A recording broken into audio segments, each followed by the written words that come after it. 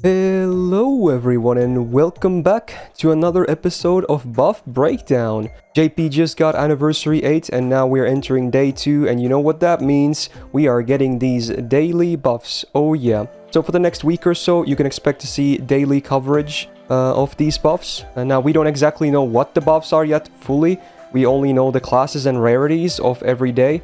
But the buffs for Day 1 are out and we have buffs for 4-star Saber Alter skill buff, and Taiga, Jaguar Warrior, gets also a skill buff today. So the 4-star Saber and the 3-star Lancers of today. Very cool stuff. Now excuse me, I don't have my face cam or chat with me because this is my day off. I'm like, you know, chilling after the craziness of what was the JP launch for the anniversary, so you'll have to excuse me for a while. Starting from Wednesday though, these will probably be done on stream again, so you know, you can see the good old. But I'll give you a fair rundown here anyway of what I think about the buffs and what possible applications they could have. So let's talk about the more impactful one first, which in my opinion is the Saber Alter one. So they buffed her mana burst basically, which obviously was one of the few vanilla, you know, buster mana burst that had not been buffed yet. So let's see what they did. Now again, I'm using Atlas for this because the buffs just came out like 15 minutes ago. So it doesn't look as good as the wiki does with presentation, but hopefully it's not too bad. So before, it was bad. It was just terrible, you know. On a 5-turn cooldown max rank, you get a 50% buster up for 1 turn. It made her, turn 3 MP do more damage in farming, and for DPSing, it's a big downtime anyway. So for both farming and DPSing, way outdated, just a bad skill, flat out. But now they did a lot, needless to say. So first of all, the buster up was changed to be from a flat 1 turn to a 3 times 3 turns effect. Still remains at 50%. So what this means is that for farming, for instance, all 3 of your back-to-back-to-back MPs can now benefit from this big buster steroid, which is great. For DPSing, obviously it helps too, but you'd still probably prefer, you know, for your MP to consume these rather than your face cards. Now they added a new thing, which is an interesting one. It's another 3 times 3 turn effect, and it's whenever you attack with a buster card, you get 10% battery for her flat. It doesn't scale. So it's listed as a buster attack, not like a normal buster attack. So what this means is that even her MP will do this 10% refund. Now the first thing on my mind was like, wait, we already get the better damage now because 3 turns of 50% MPs, right? But then I was wondering, is it going to improve her setup? Like, you know, Arturia, because for those that don't remember, her MP is a scuffed version, kinda, and it only, the overcharge, like she has the Arturia or refund, but her overcharge only gives her 10% back on base, unlike Arturia, for instance, who gets 20% and Mordred, etc. So now with this, she actually gets 20% back with the MP overcharge and the new effect added. But sadly, I still think we're quite short from a new possible CE setup because if you remember, the buffed second skill is a flat 20% battery, not 30%. So you can't combine the 20 and 30, you get 20 and 20. So unlike Arturia, for instance, again, you get the base 20% refund from the MP. She has the 30% battery, which again, that 10% actually makes a big difference in this case.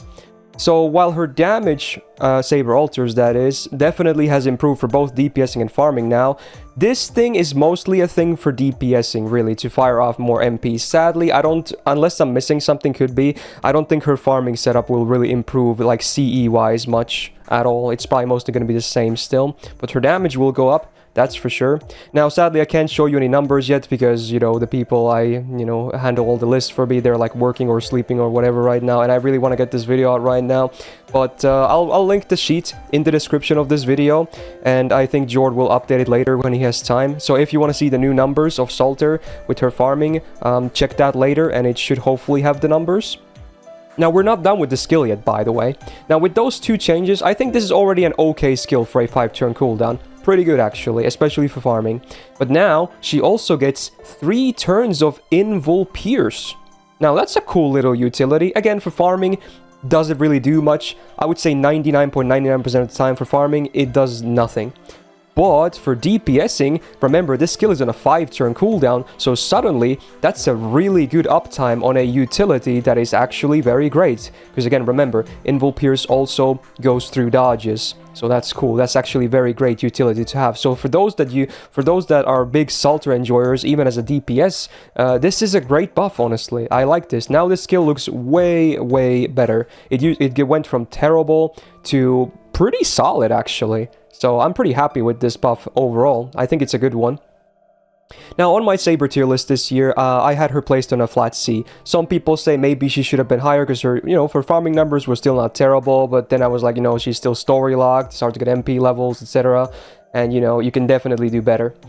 But now with this, I think I could probably bump her into B. Probably. Maybe even higher. I would need to see the numbers again for the farming, etc. It could be way better than what I'm imagining. But yeah, honestly, this is good. She is now looking better. A bit more modern. There's still a lot, other stuff in her, like Charisma E is still there, which is terrible. So they could still do more. But hey, this is a good start again to get some more life into Saber Alter. So for both DPSing and farming, it's a good solid buff. Then we got Taiga's buff, and this is a long overdue one. I've been wanting to see a Taiga buff for so long now. I was hoping to see one on Last Belt 7 release, or maybe not even, just sometime during Last Belt 7, but no such thing. So finally, they did something, and honestly, I like this buff too. So they buffed her first skill, which very much needed. So let's see what happened, basically. So what the skill used to be, it did a lot, needless to say. So you get a 3-turn buster up of 30% for self, pretty solid. 40% mental debuff resistance for 3 turns. That one, kinda weird. It should be 100% honestly if it's only mental, but whatever, it's there. Then 2 hits of evade that don't even ever expire, by the way. Very solid. And then you also got up to a 15-star bomb. So that's a lot of goodies, honestly. I never really disliked the effects of the skill. The main problem was that the skill, even on max rank, has a 10-turn cooldown. That is in borderline insane. That makes no sense. I mean, sure, the effects are cool and all, but 10 turns was way, way too high for this. Just unreasonable. So let's see what they changed.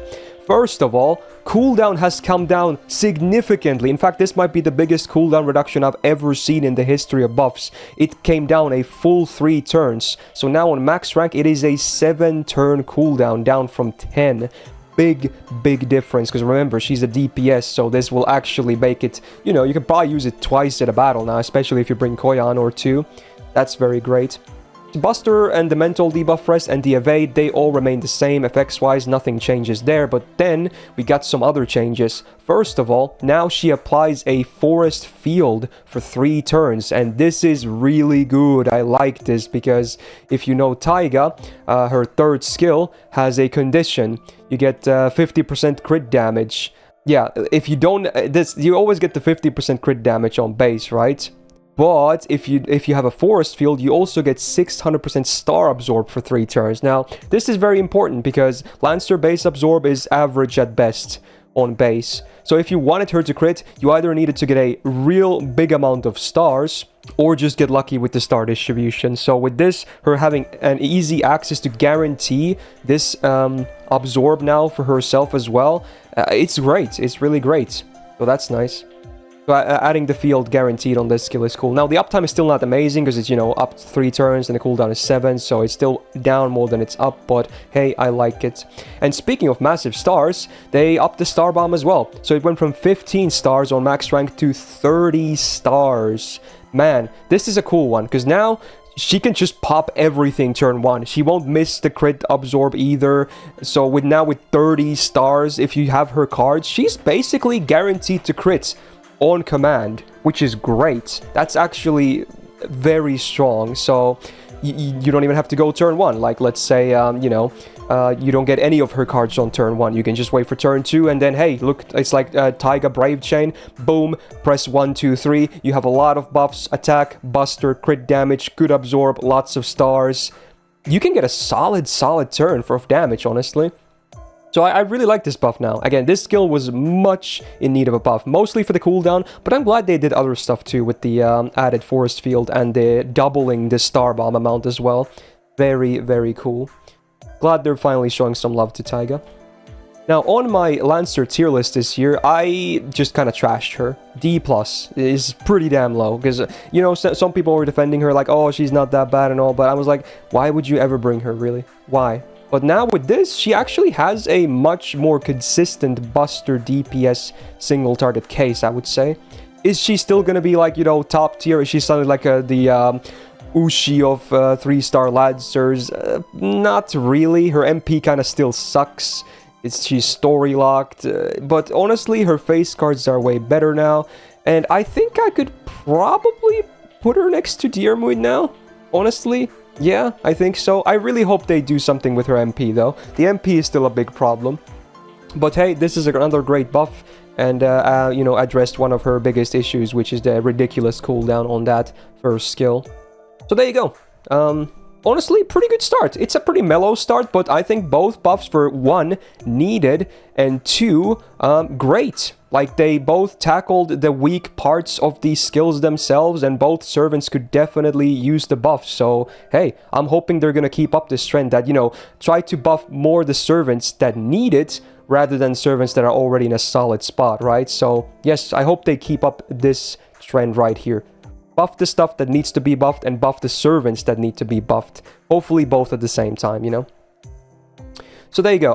Again, hopefully the Salter new numbers will be up later on the AoE sheet. I'll link it down below. You can just come back and check later if they're not out yet. Maybe give it some hours or so. Jordy's a busy man after all. But they'll be up there for sure. And there you go. That's day 1. So tomorrow we have a 5-star Lancer and a 3-star Archer to look at. Now there's actually going to be 2 5-star Lancers, I believe, in this whole batch. Yeah, so if you want to know my hopes, I'm hoping for both Karna and Bradamante to get buffed. Hopefully one of them tomorrow, because they're starting to fall off real bad. Now for the 3-star Archer, honestly, I don't know. I'm guessing it could be William Tell, but it could be many different things. Maybe another buff to Kid Kill as well. No one really uses him that much, let's be real. But hey, I'm hoping it's their buffs are good and deserved, and there you go. So if you enjoyed this buff breakdown for Anniversary Day first buffs, do me a solid and press the thumbs up button on this video. Tomorrow's recording is probably still going to be offline, because, you know, I'm still trying to chill a little bit, and then get back on to streaming on Wednesday with Nerofest, etc. And then those will be covered on stream as usual. The videos might come out a little bit later because of that, but don't worry, the buff breakdowns will be there always on the day of the buff's release. So stay subscribed or subscribe if you have not to miss out on those. And yeah, I hope you guys have a great rest of your day. Take care. Peace out.